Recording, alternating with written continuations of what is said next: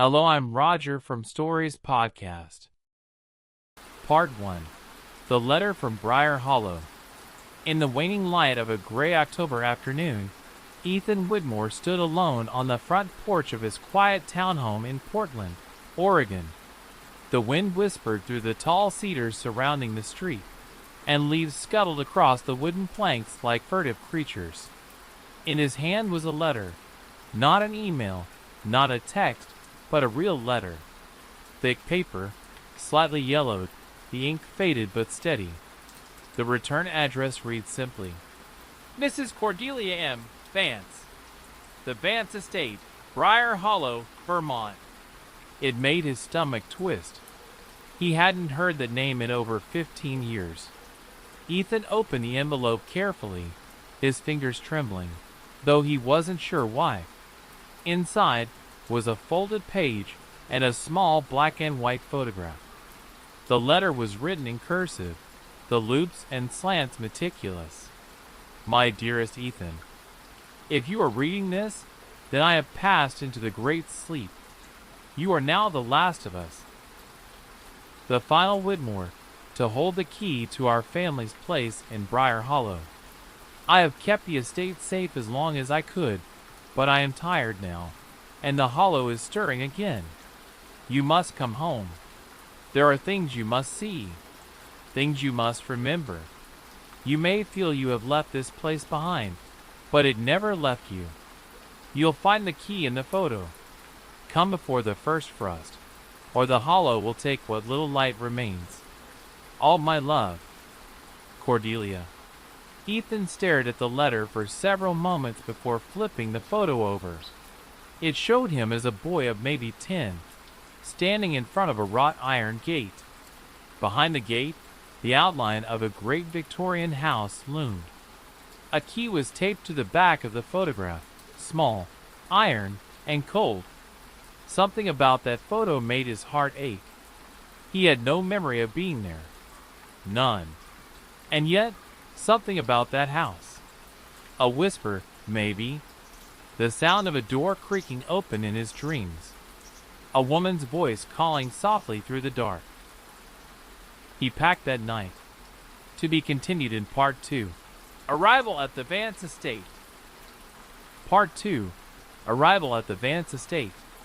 The morning mist in Vermont was thick as soup when Ethan's rental car crept into the forgotten town of Briar Hollow.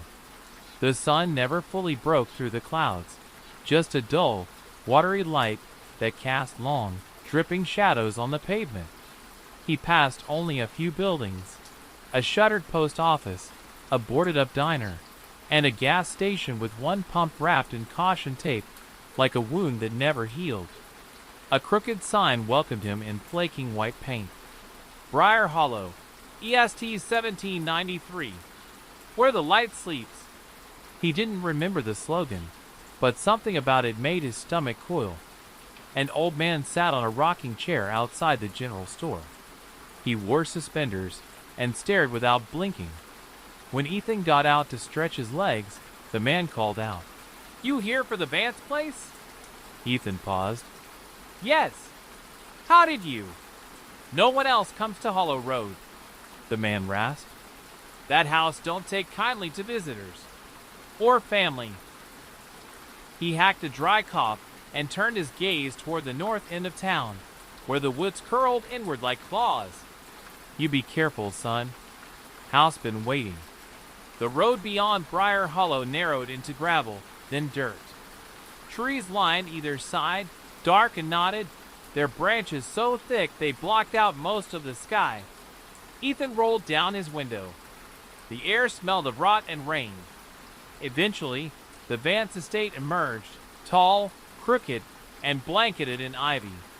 The three-story Victorian mansion leaned as if whispering into the trees, its turret towers crumbling, its shutters like half-lidded eyes. The wrought iron gate creaked open as he approached, though no wind blew.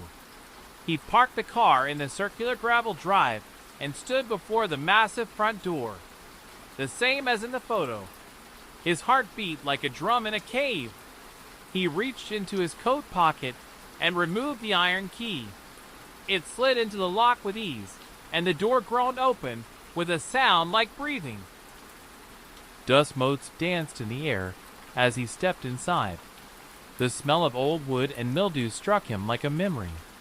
The grand hall opened before him. A double staircase curled like serpent tails. Portraits lined the walls, and at the far end of the room sat a single candle, freshly lit. Someone had been here recently, and they were expecting him. To be continued in Part 3, The Locked Room. Part 3, The Locked Room. The floorboards creaked beneath Ethan's boots as he stepped farther into the manor. Cold seeped into his bones, not from the autumn chill, but from something deeper, older.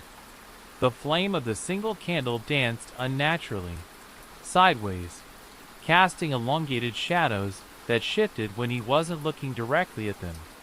The grand hall was as he expected a century-old home to be.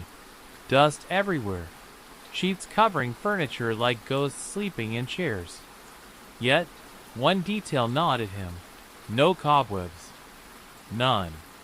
It was as if something, or someone, was keeping the place in a twisted stasis. He explored slowly, calling out now and then. "Hello? Cordelia? Anyone?" Only the silence answered, deep and pressing. On the second floor, at the end of a hallway with bowed floorboards and peeling wallpaper, Ethan came upon a door unlike the others. It was darker, almost charred, with melted wax smeared across its threshold in thick, looping trails. Symbols were drawn above it in rust-red chalk. A triangle within a circle, surrounded by tiny stick figures twisted unnaturally. He touched the knob. It was ice cold. Locked.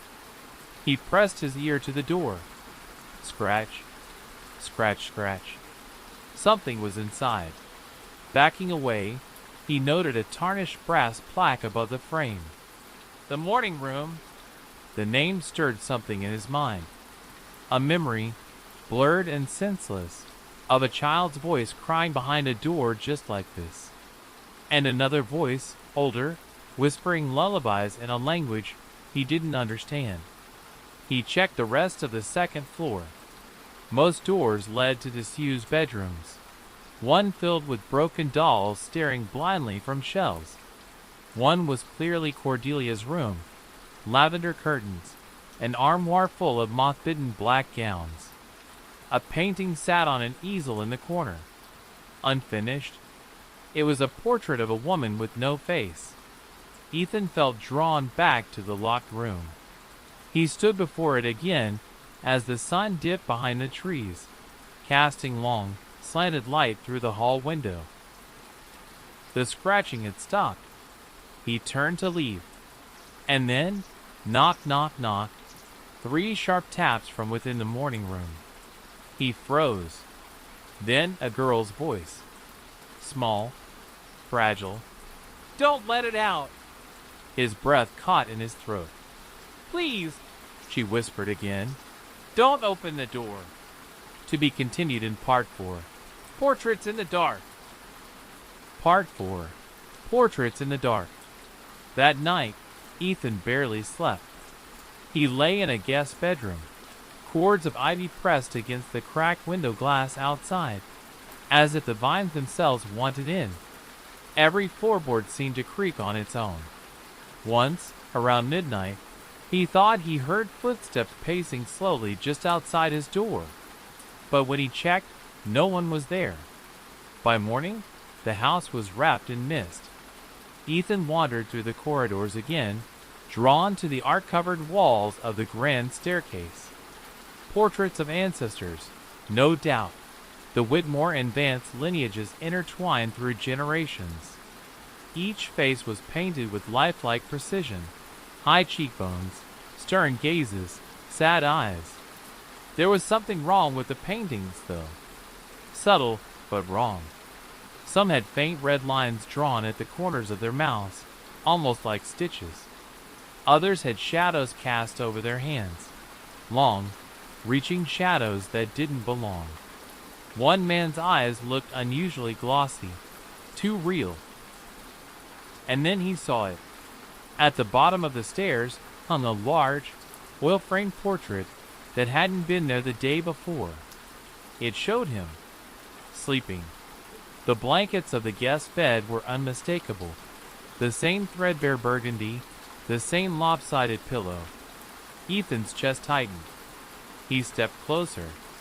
The painting was signed in the corner. Cordelia Vance, 2025. He stumbled back, heart pounding. The date was current. Recent.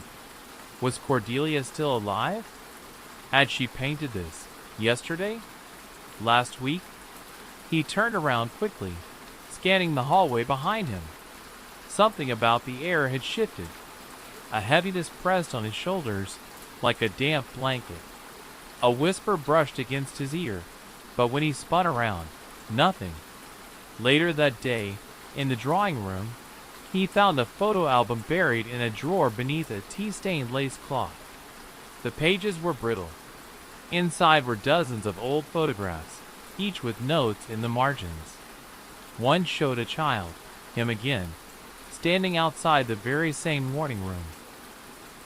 The handwriting underneath read, "Ethan and the girl, 1995, before the locking." The girl? He had no sister. At least, none he remembered.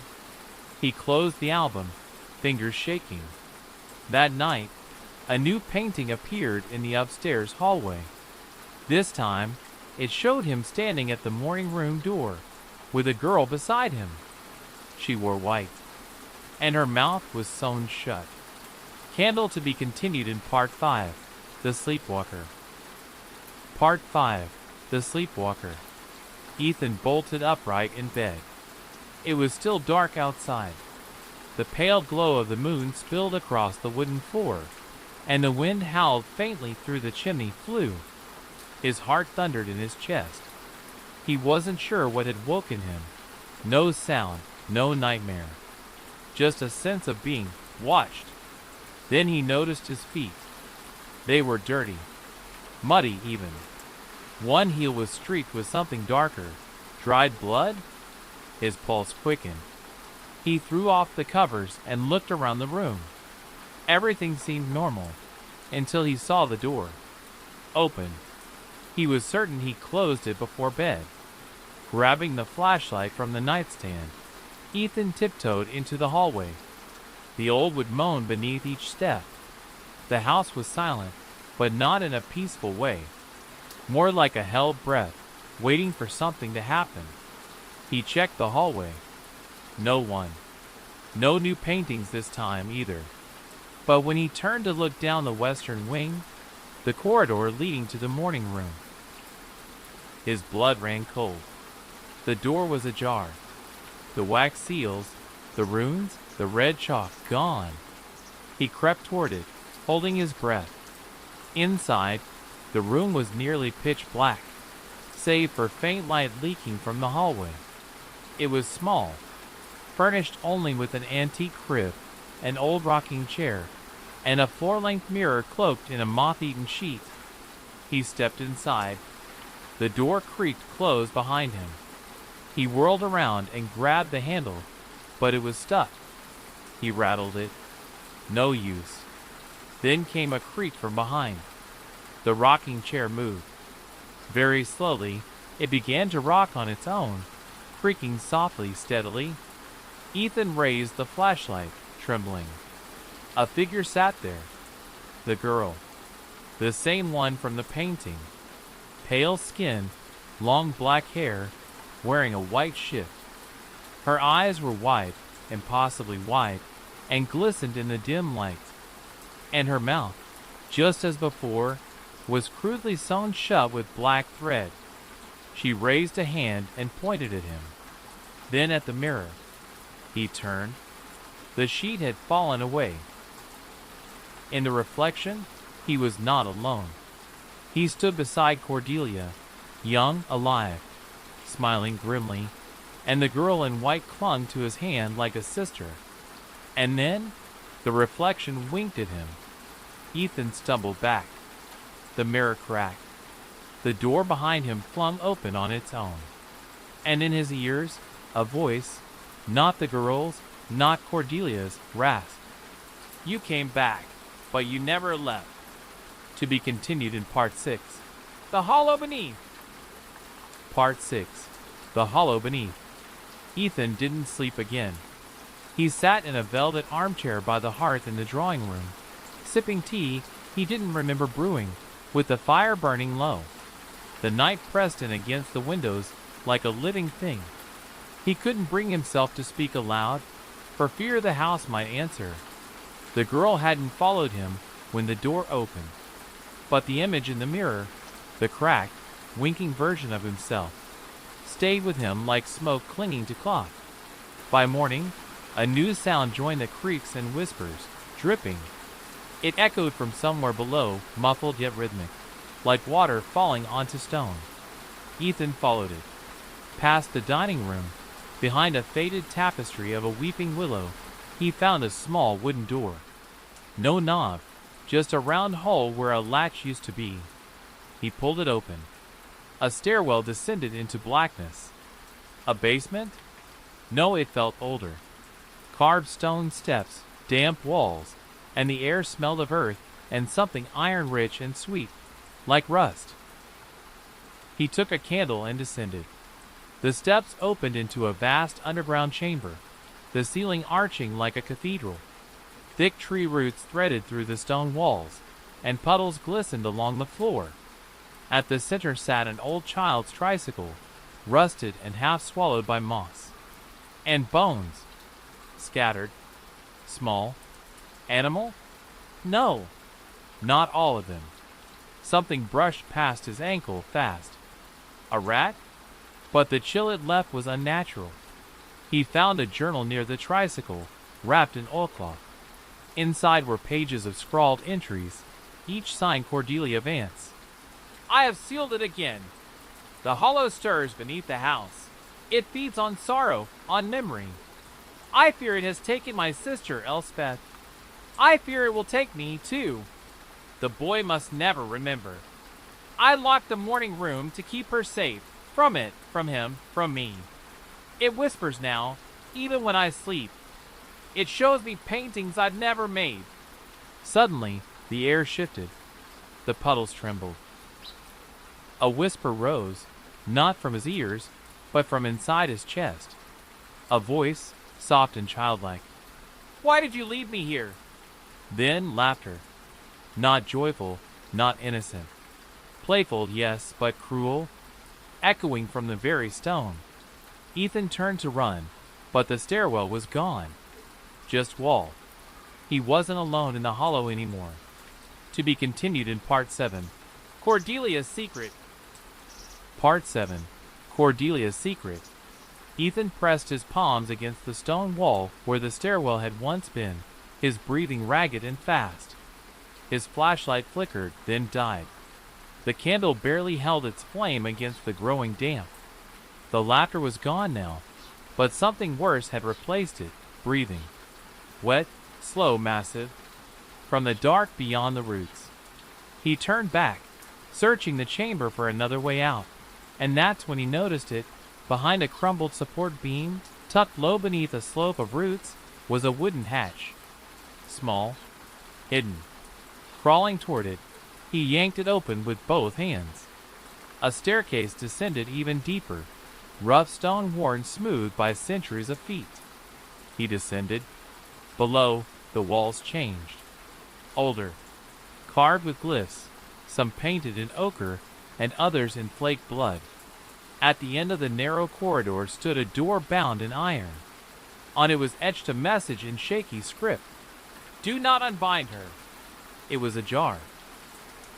Inside was a small chapel-like room with crumbling pews, an altar of black stone, and a broken mirror draped in vines. At the center lay a coffin. He approached it, candle held high.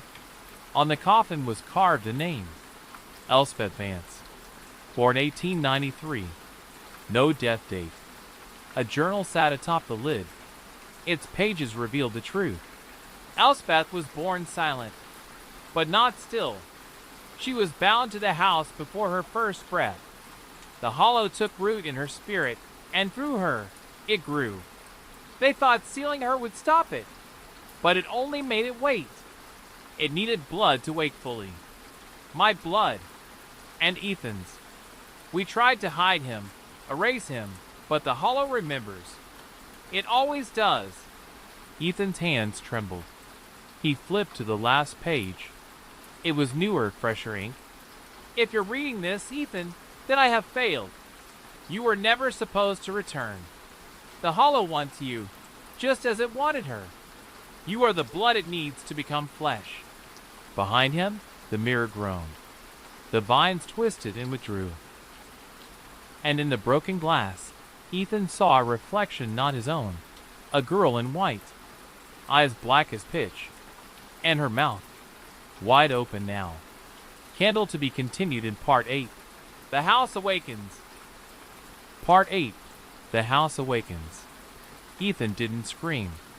He couldn't. The girl in the mirror stared back at him, her lips parting unnaturally wide, her mouth a dark, pulsing void. He stumbled backward, knocking over the pew behind him. The candle flew from his grip, extinguished midair. Darkness swallowed the chapel. Then came the groaning, not of wood or stone, but of the house itself, as if awakening from a long, hateful sleep. Ethan felt it in the floor, the walls, and his skull. A deep, grinding rumble that shifted through the bones of Elder's Edge like something rearranging itself. The air turned bitter.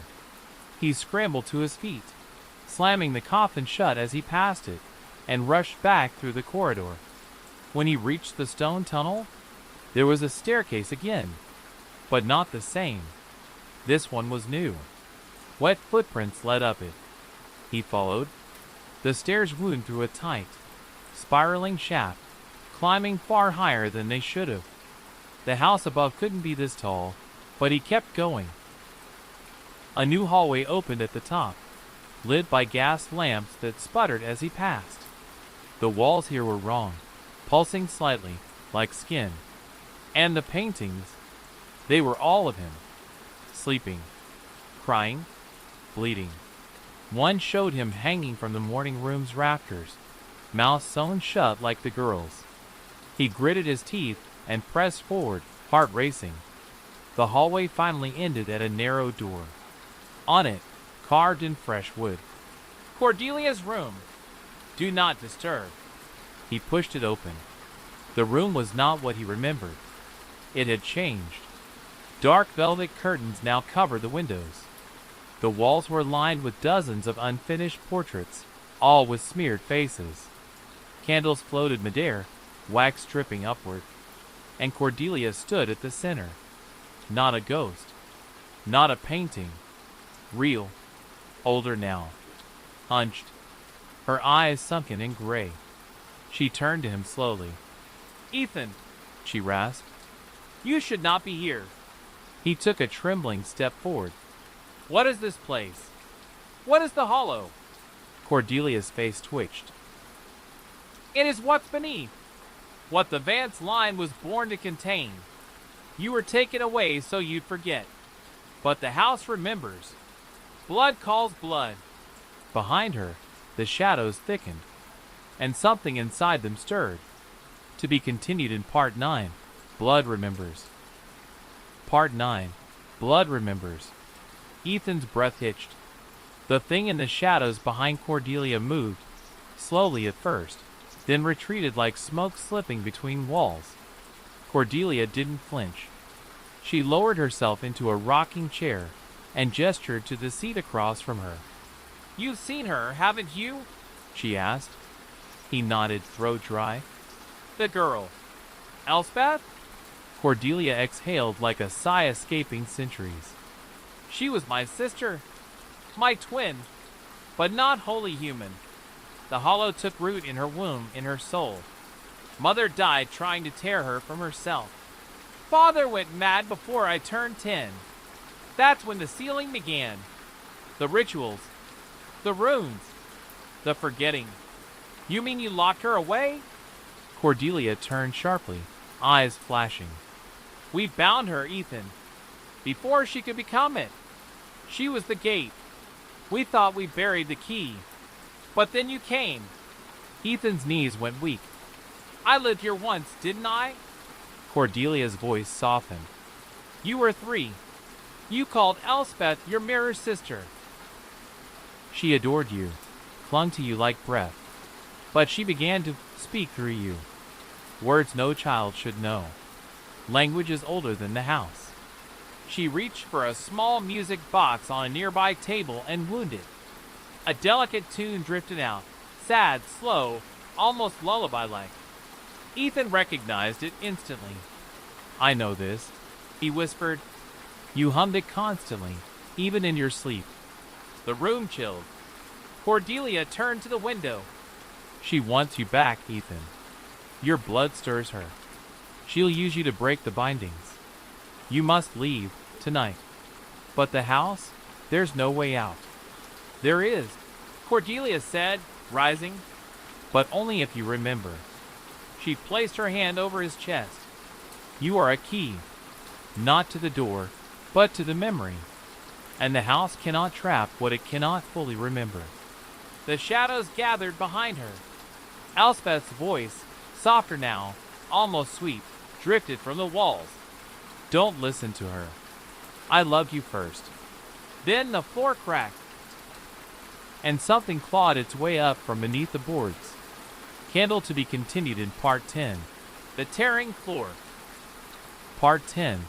The Tearing Floor. The room shuddered violently as the floor split open beneath Ethan's feet.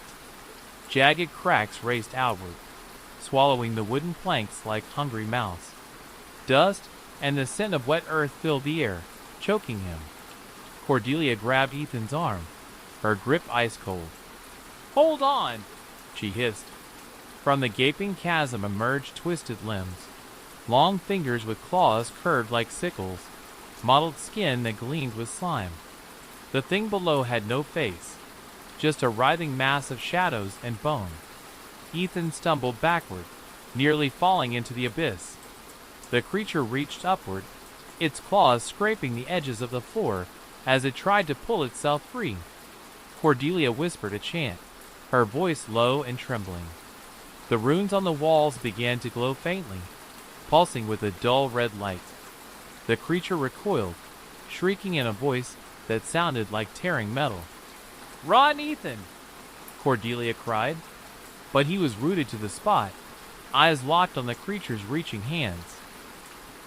It was then he saw the face beneath the writhing darkness, Elspeth's face, twisted in agony, mouth sewn shut, but crying silent tears. Ethan's heart broke. With sudden clarity, he understood. The hollow wasn't just a thing. It was her. The house. The curse. All intertwined.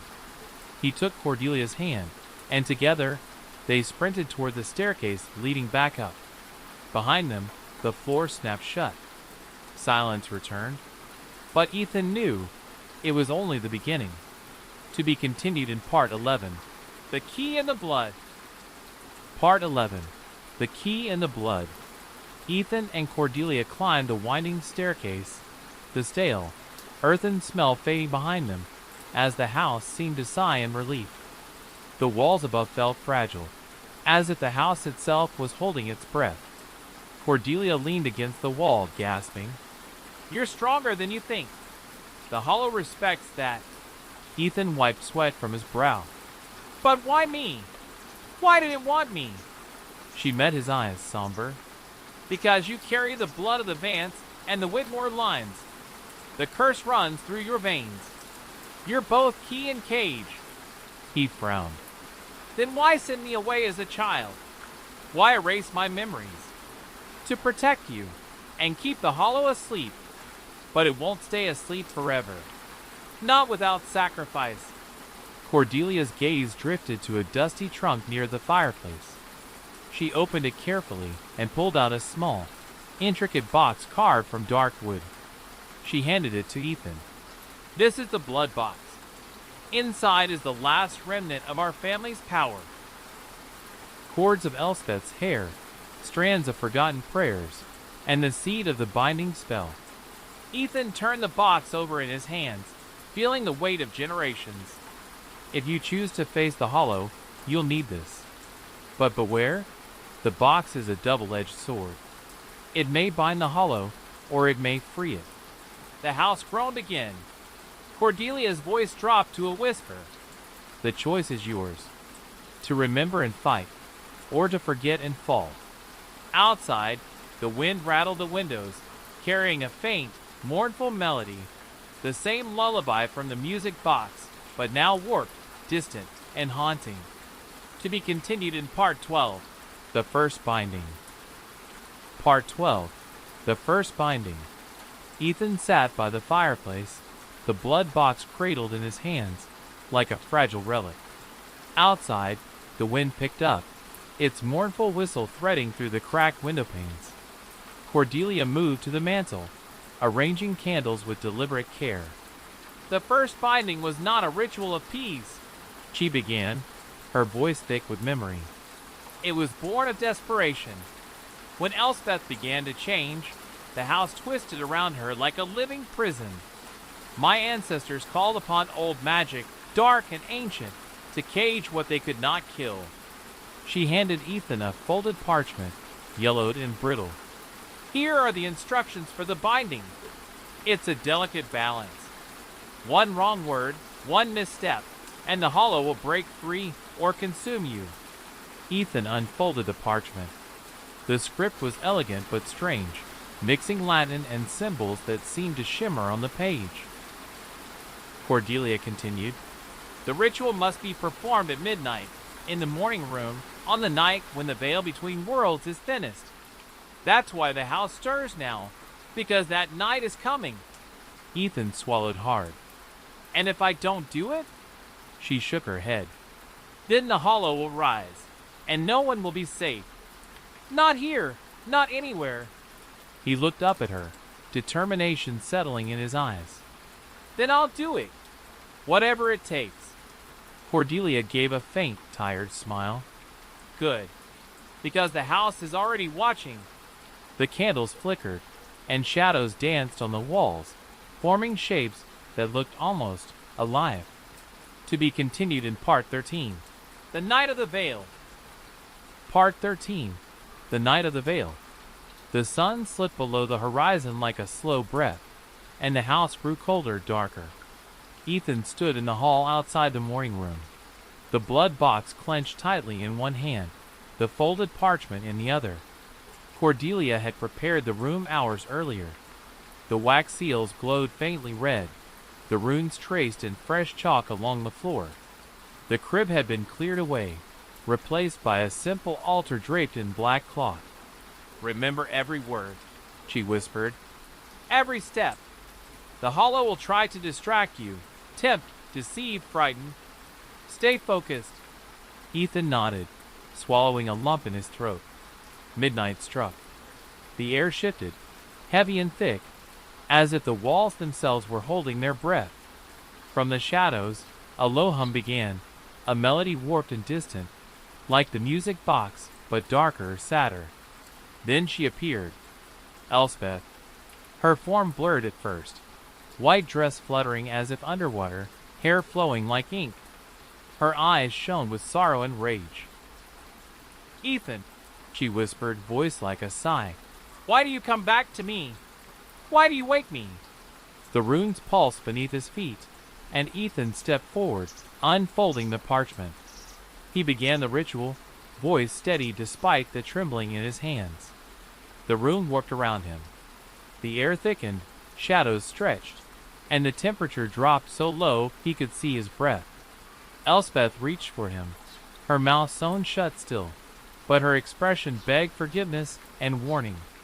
As the final word left his lips, a sudden roar filled the room, the hollow's cry of agony and fury. The seals blazed with light. For a moment, the house was still. Then a single soft sob echoed, faint but real. Ethan collapsed to his knees, gasping. Cordelia knelt beside him, placing a hand over his heart. You did it, she said quietly. For now, The hollow sleeps again. But Ethan knew better. The house whispered promises and threats that the hollow would never truly rest. To be continued in Part 14. Echoes and Whispers. Part 14. Echoes and Whispers.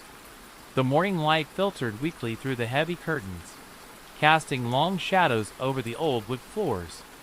Ethan sat in the drawing room, exhausted, the blood box resting on the table before him like a silent guardian. Cordelia moved quietly around the room, placing salt lines along the windowsills and whispering prayers he barely understood. The house seemed quieter, but not peaceful. It felt like a held breath, waiting. Ethan tried to gather his thoughts. The ritual had worked, but at what cost? His skin prickled with an unseen presence, as if the house was watching, listening, waiting for him to slip. A soft noise from upstairs broke his reverie. Footsteps, light but deliberate. Ethan's heart quickened. "Cordelia?" he called, but she was nowhere near the staircase. He climbed the stairs cautiously, each step creaking beneath his weight. The hallway stretched endlessly, lined with portraits of the Vance family, their eyes seeming to follow him. At the end of the hall, the door to the attic was ajar, a faint glow spilling out. Pushing it open, Ethan entered a dusty room filled with forgotten memories, old trunks, cracked mirrors, and a large wooden chest in the corner. The glow emanated from a small, ancient-looking music box sitting atop the chest. It played the same haunting lullaby he'd heard throughout the house. Drawn closer, Ethan opened the chest. Inside lay bundles of old letters, photographs, and a fragile diary with a cracked leather cover. He flipped through the diary's pages, the handwriting elegant but hurried. "The hollow is not just a curse. It is a part of us. It lives in our blood, our memories, and our fears. To fight it is to fight ourselves." Ethan's breath caught. The words felt like a warning or a plea. Behind him, the music box slowed and stopped. A whisper brushed his ear, cold and soft. "Remember, Ethan, the hollow never forgets." To be continued in Part 15. The Memory Keeper. Part 15. The Memory Keeper. Ethan's fingers trembled as he closed the diary. The attic seemed to pulse with silent stories, secrets buried beneath layers of dust and shadow. The air was thick with a palpable tension, as if the room itself held its breath. A sudden creak behind him made him spin. No one. "Who's there?" he whispered, heart pounding. Only silence answered. But then, a faint rustling, like pages turning on their own. The chest lid slid open further, revealing a small, delicate figure curled inside. A doll, dressed in a faded white gown, its glass eyes cracked but gleaming. Ethan reached out, and as his fingers brushed the doll's porcelain cheek, a cold rush surged through him. Memories flooded his mind, unbidden. A child's laughter in the garden, whispers beneath the oak tree, a lullaby sung by a woman with hollow eyes. He staggered back. Cordelia's voice floated up the stairs. "Ethan, are you all right?" he called back.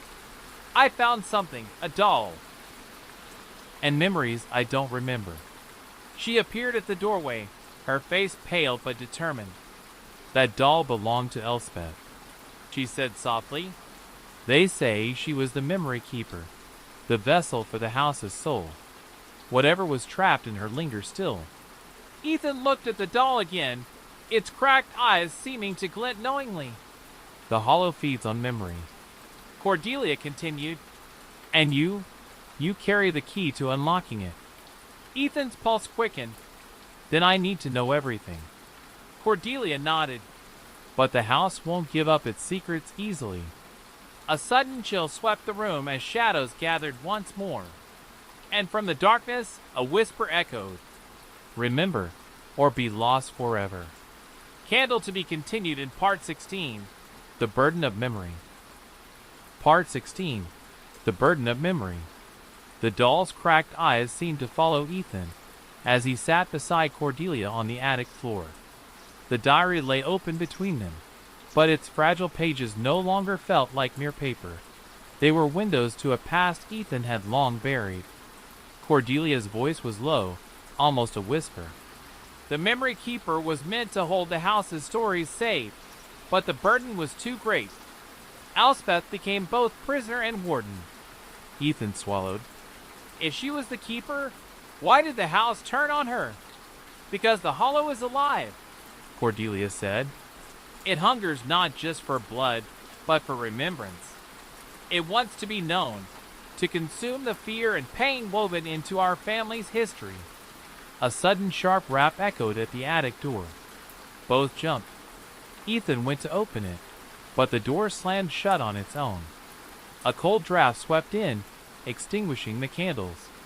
In the thick darkness, the lullaby from the music box began again, but warped and distorted. Don't listen, Cordelia warned, gripping Ethan's arm. It's trying to pull you in. But Ethan felt a strange calm wash over him. The whispers weren't threats. They were calls. Invitations to remember. Maybe I need to face it, he murmured. Cordelia looked at him with a mixture of hope and fear. Then hold on tight, because the house doesn't just want your memories, it wants your soul. The room warped as the walls seemed to pulse, breathing in rhythm with Ethan's heartbeat. Visions flashed. A child lost in a forest, a woman's desperate scream, hands reaching through darkness. The house was alive, watching, waiting, and Ethan's journey was far from over. To be continued in Part 17. Into the Hollow. Part 17. Into the Hollow. Ethan closed his eyes, willing his breath steady as the attic around him dissolved into shadow. The floor beneath softened into damp earth, and the air grew thick with the scent of moss and decay. He was no longer in the attic. He was somewhere else, somewhere ancient. Where am I? He whispered. Cordelia's voice came from the darkness. Inside the hollow itself. The place where memories twist and bleed. Shapes coalesce before him. Twisted trees with bark like bone, roots pulsing faintly with light. In the distance, a faint glow beckoned. Follow it, Cordelia said. But beware. The hollow will show you what you fear and what you love. Ethan stepped forward, heart hammering. The path beneath his feet shifted like a living thing, growing thorny and cold. Suddenly, a figure appeared, a woman in white, eyes glowing faintly. Elspeth, Ethan breathed. She smiled sadly. You came back. Why? Why won't you let me go? I'm part of this house. Part of your blood. We are bound. Behind her, the twisted forest pulsed, and voices whispered from the shadows. Remember, remember, remember. Ethan's resolve tightened. To escape, he had to understand, to face the hollow's darkest truths. He reached into the blood box in his pocket. The key to binding or breaking. The hollow waited. To be continued in Part 18. The Heart of the Hollow. Part 18. The Heart of the Hollow. Ethan's footsteps slowed as he neared the glowing light. The hollow's twisted forest whispered around him, voices weaving like a chorus of forgotten souls. The air was thick with sorrow and rage, as if the very ground mourned the sins it had witnessed. Elspeth's ghostly figure floated ahead, her face sorrowful yet resolute. This is the heart, she said softly, the source of the hollow's power, and its curse. Ethan knelt before a pulsating black crystal embedded in the earth. It throbbed like a wounded heart, veins of crimson light running through its cracked surface. Destroy it, Elspeth urged. Free us all! Ethan hesitated, feeling the weight of generations pressing on him. The blood box pulsed in his hand. But as he reached out, shadows lunged from the darkness, clawing at his sleeves, whispering, Remember, we are your family. We are your pain. Without us, you are nothing. His mind spun with memories. Laughter and tears, love and betrayal, all tangled in the web of the hollow. Torn between destruction and salvation, Ethan gripped the blood box tightly. "Forgive me," he whispered. He plunged the box toward the crystal. The ground shook violently. Light exploded in waves, bursting like thunder through the hollow's depths. A scream, Elspeth's or the house's, shattered the silence. Then silence. Ethan opened his eyes. The hollow was still, but he knew it was only sleeping. To be continued in Part 19. After the Darkness. Part 19. After the Darkness. Ethan staggered, the remnants of the hollow's pulse fading beneath his feet. The twisted forest dissolved into dust, replaced once again by the cold, worn wood of the attic. Cordelia's voice was close, steady. "You did it. You sealed it." He looked around. Every shadow now just shadow again. The oppressive weight lifted, but a hollow ache remained deep inside him. "Is it really over?" Ethan asked, voice trembling. Cordelia shook her head slowly. "No curse lasts forever. The hollow sleeps, but it waits. And so must we." Ethan glanced at the blood box, now inert and cold. "What happens if it wakes again?" "We remember," Cordelia said softly. "And we fight." The attic seemed lighter now, as if the house had exhaled. The music box lay silent on the floor, its lullaby finally stilled. Ethan's eyes drifted to the window. Outside, dawn's pale light began to chase away the night shadows. But deep in his heart, Ethan knew the hollow's whispers would never truly leave him, because some houses carry their ghosts forever. To be continued in Part 20. The New Watchers. Part 20. The New Watchers. Days passed since the ritual, but the house felt different, alive in a quieter way, like a giant breathing softly in sleep. Ethan and Cordelia moved through the rooms, repairing, restoring, yet always cautious. One evening, as dusk draped the sky in bruised purple, a soft knock came at the front door. Ethan opened it to find a woman cloaked in deep green, eyes sharp but kind. "I'm Miriam," she said.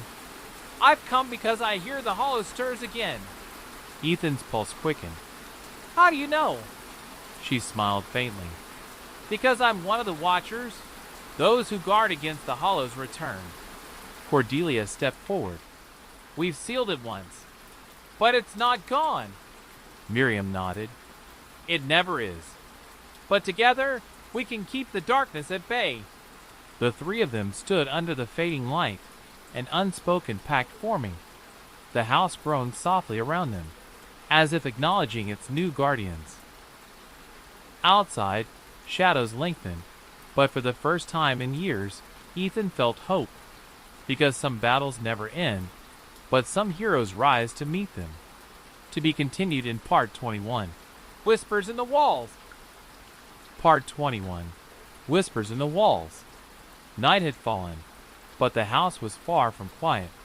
Ethan sat by the fireplace, the flickering flames casting long shadows across the room. Miriam and Cordelia moved through the hallways, checking seals and wards they'd placed earlier. A faint murmur drifted from the walls, soft, almost like voices carried on the wind. Ethan froze, straining to listen. "Do you hear that?" he whispered.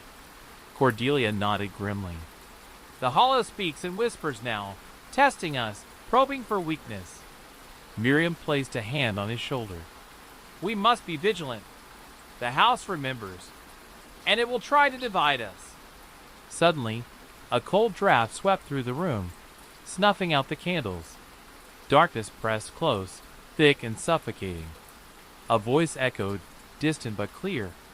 "You cannot hide from me. I am the house, the hollow, and I wait." Ethan's heart thundered. The battle was far from over. But this time, he wasn't alone. To be continued in Part 22. The Gathering Storm. Part 22. The Gathering Storm. Days blurred into nights as Ethan, Cordelia, and Miriam worked tirelessly, reinforcing the wards and unraveling the house's secrets. Yet the air remained thick with unease, as if the walls themselves waited for a reckoning. One evening, as a fierce wind howled outside, Miriam gathered them around the hearth. "The Hollow's power is growing," she warned, eyes darkening. "It's gathering strength from forgotten pain, from old betrayals buried deep in this house's history." Cordelia's fingers traced the runes on the ancient blood box. "We need to face it again, together." Ethan nodded, determination hardening in his chest. "No more hiding. We confront it, or it will consume everything." Outside, lightning split the sky, illuminating the twisted branches clawing at the windows like desperate hands. The house seemed to shudder, alive and watching. The storm was coming.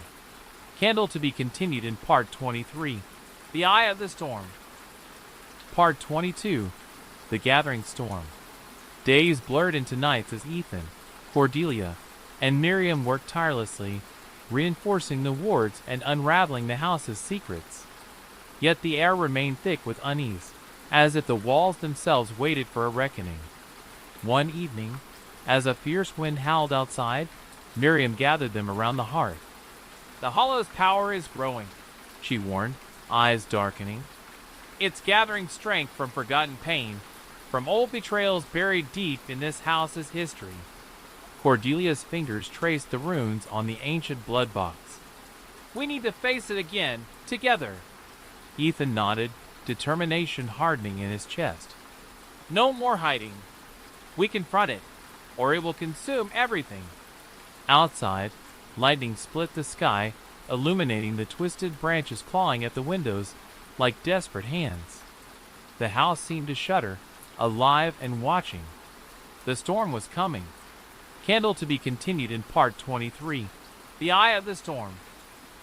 Part 23, The Eye of the Storm. The storm battered the house relentlessly, rain lashing against the windows like icy talons. Inside, Ethan, Cordelia, and Miriam stood in the heart of the old mansion, the once abandoned nursery, now their battleground. Candles flickered in a circle, casting eerie shadows that danced along the peeling wallpaper. The blood box rested on a makeshift altar, pulsing faintly with a crimson glow. "We have to break the cycle," Miriam said, voice steady despite the chaos outside.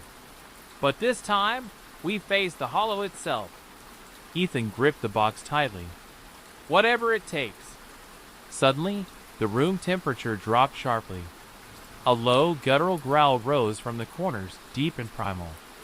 Shapes began to materialize, shadows coalescing into twisted forms, snarling and clawing at the edges of reality. Elspeth stepped forward, her face a mask of anguish and fury. "You cannot undo what was done. The Hollow lives because of us all." Cordelia raised a hand, chanting ancient words, her voice weaving through the storm's roar. Ethan felt the house tremble beneath his feet, the walls bending as if alive. The battle had begun. Candle to be continued in Part 24, The Breaking Point. Part 24, The Breaking Point. The nursery became a battleground of shadows and light, the ancient incantations clashing with the Hollow's fury. Ethan's hands trembled but held firm on the blood box, its crimson glow pulsating in time with his racing heartbeat. Elspeth's ghostly form surged forward, her scream a haunting chorus that rattled the very air. "We are bound," she cried. "You cannot break the chain." Cordelia's voice rose in defiance, chanting louder, her eyes blazing with fierce determination. Miriam circled the altar, tracing protective symbols, her presence a steady anchor amid the chaos. Suddenly, the floor beneath them cracked, revealing a pit of swirling darkness, tendrils reaching up like hungry fingers. Ethan felt himself pulled toward the abyss, memories flooding his mind, faces of those lost, moments of joy and sorrow intertwined. "Fight it," Cordelia urged. "This is your moment." With a cry, Ethan thrust the blood box into the swirling void. A blinding light exploded, engulfing the room. When it faded, silence reigned. The Hollow had shattered. But at what cost? Candle to be continued in Part 25. Aftermath and New Beginnings. Part 25. Aftermath and New Beginnings. The silence was almost deafening. Ethan, Cordelia, and Miriam stood amidst the ruins of the nursery, their breaths shallow, bodies trembling. The oppressive weight that had suffocated the house was gone, replaced by a fragile stillness. Ethan lowered the blood box, now cracked and dim. "Is it really over?" he asked, voice raw. Cordelia nodded slowly. "The Hollow's hold is broken. For now." Miriam's eyes scanned the room, wary. "The darkness can return, but so can the light. We've changed the story." Outside, dawn broke in soft hues of gold and pink. The first real sunrise in decades for Elder's Edge. Ethan stepped to the window, breathing in the fresh air, feeling hope stir within him. "We'll watch," he said quietly. "Protect this place." Cordelia smiled. "We're the new keepers, the guardians of memory and light." The house seemed to breathe around them, alive but free. And for the first time, Ethan believed that some ghosts could finally rest. Candle to be continued in Part 26. The Watcher's Vigil. Part 26. The Watcher's Vigil. Weeks passed, and Elder's Edge slowly reclaimed its quiet dignity. The creaks and groans of the old house became comforting whispers rather than ominous warnings. Ethan, Cordelia, and Miriam established their routines, tending to the house's wards, recording the history that threatened to fade, and keeping watch for any stirrings in the dark. One night, as a pale moon cast silver light over the garden, Ethan sat on the porch steps, the blood box resting beside him. Miriam approached silently. "The Hollow may be quiet," she said, "but it never truly sleeps. Its whispers linger." Ethan nodded. "Then we keep listening, ready for whatever comes." Cordelia joined them, holding an ancient book filled with protective charms. "Being a watcher isn't just about fighting the darkness," she said softly. "It's about understanding it, learning from it." The three stood together beneath the stars, the house behind them alive with memories, some painful, some precious. They were no longer victims of the Hollow. They were its guardians, and their vigil had only just begun. To be continued in Part 27. Shadows of the Past. Part 27. Shadows of the Past. Late one evening, a sudden chill crept through the house, wrapping its fingers around Ethan's spine. The air grew heavy with the scent of damp earth and forgotten memories. Cordelia was in the library, poring over an old journal. Miriam was securing a new ward on the front door.